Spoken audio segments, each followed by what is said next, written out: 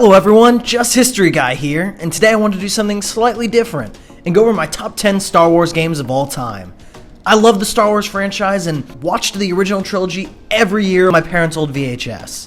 Just felt more authentic that way, and then loved growing up on the prequels and the Clone Wars TV show.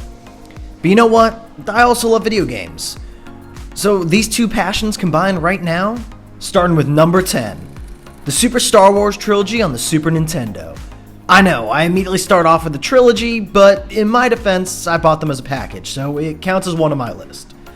An excellent side-scrolling action platformer that goes through each game in the original trilogy, yeah, kind of. Well, pretty loosely, but it's doing it. With some hard gameplay, sweet heavens to Betsy, this game will have you dying over and over and then over again. But the fun of playing each of its characters is definitely there, and when you succeed, man, you never feel such satisfaction in a game. Number 9, Star Wars Episode 3, Revenge of the Sith. That's right, the movie tie-in game. Now this one is definitely guided by nostalgia, as me and my brother rented this game years ago. I think from Blockbuster, actually. But we loved playing this game and going through the movie that was one of our absolute favorites at the time. And is probably still one of the very best, if not the best movie tie-in game I've played. With honestly, not the most complicated combat, but still fun, with a couple pretty cool force skills. And overall, it's a solid hack and slash that gets helped along by my memories of the time. But going through Revenge of the Sith can never be bad. Next is Star Wars Squadrons. Now this is on this list probably almost exclusively because I played it in VR, which was an amazing immersive experience. Now any Star Wars fan that has dreamed about flying and fighting space battles, get this game, because the joy of this in VR is 100% there. The multiplayer can be a tad underwhelming after a while though, and there definitely could have been more content added to flesh out the game. But this was a budget title sold at $40 and was a game that was fully finished at launch, so I give the credit for that, and if the title came out at full price, I'm not sure I'd think of it as highly as I do, but it's such a great deal of fun. The immersion in VR and just piloting your own X-Wing and flying around, it can't be bad. Battlefront 2 EA. Now, I know this game had a bad reputation at launch, and that's not okay. But the game did steadily improve over time. Now, I personally hate that strategy of release a game and then finish it later, but I didn't play this game till after the finish it later part, and I had a good deal of fun with the game, so I'm kind of rolling from that side of the game. It's absolutely gorgeous, having many maps with a good deal of infantry classes and fun heroes and villains to control. While it's no OG PS2 era Battlefront, it's still a game that immerses you in the Star Wars universe.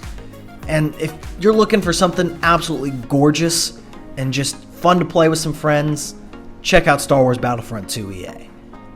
Next, Star Wars The Force Unleashed. And I guess you can put 2 here as well, but I'm mainly talking about the original. I had so much fun with this game on the PS3, I later bought the Wii version so I could attach the controller to the lightsaber controller and feel even more like Starkiller. The many array of force abilities you have in this game are so much fun to pull off. While the lightsaber combat is, in my opinion, shallow and slightly boring at times in the first game, the story of Darth Vader's secret apprentice, who must hunt down Jedi survivors as he struggles with inner turmoil, is one of my most favorite Star Wars story concepts. And Starkiller is brought to life perfectly by Sam Witwer. Also, this game has one of the best opening levels of any game. Going through Kashyyyk as Darth Vader is just, trust me, play that part and you'll be hooked on this game. Star Wars Republic Commando. This was a game I wanted to play for a long time. I finally got an old copy on the original Xbox, and then a week later they announced it was being ported to modern consoles.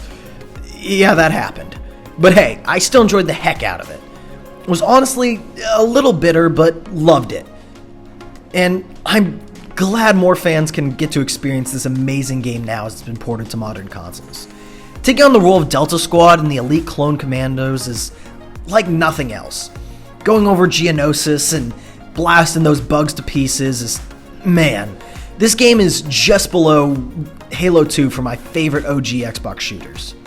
The campaign was so much fun, and I liked the little bit of control you had on your squad mates, in a similar manner to Mass Effect, being able to kind of direct them tactically.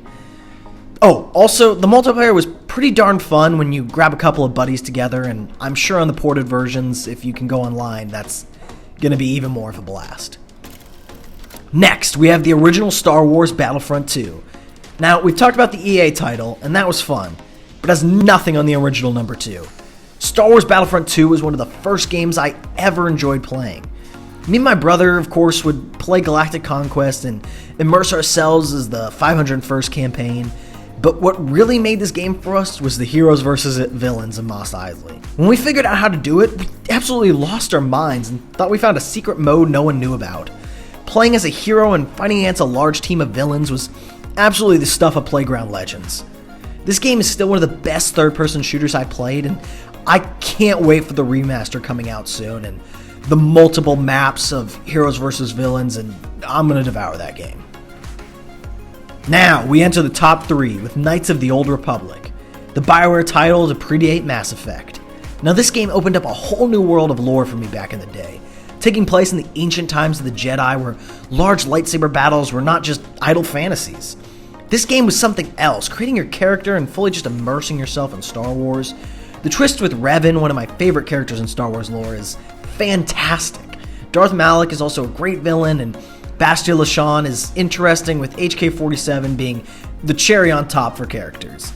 A great game that I hope the remake does justice to, because this just is a mountain of stories and lore that can't be understated. LEGO Star Wars: The Skywalker Saga. Now, almost any LEGO Star Wars game could have been put right here, as I have a fantastic memory with all of them.